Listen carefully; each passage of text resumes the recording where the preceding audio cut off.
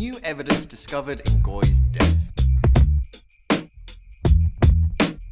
Back in August this year, I spoke about how a case of the death of a scuba diver had been reopened.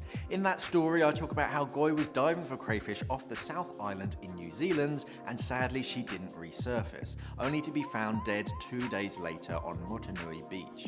The case was reopened by Coroner Brigitte Windley, who wanted to scrutinize the witnesses about their differing stories. To watch the video in full, just click on the link that's just popped up.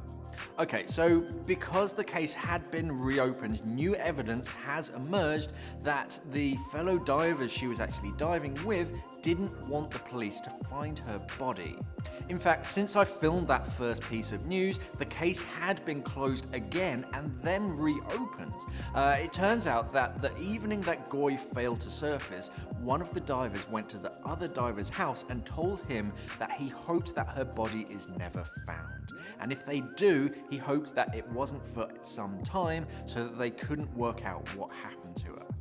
Once Goy's body was found, he then told the other diver that the sea had taken care of it, and they couldn't prove anything. This guy really is a piece of work. It's really not the kind of thing that you want as evidence against you. So yeah, after 3 hearings to try and find out what had happened to Goy and how she died, with many questions being unanswered, they really are still unsure exactly what happened to Goy, which a lot of people are finding very frustrating. So yes, this new evidence is vital, but it's just being put on the pile of already unanswered, confusing evidence that all needs to be sorted out. I just hope that they finally get to the bottom of it as soon as possible. Our thoughts are, of course, with the Thongsi family at this time.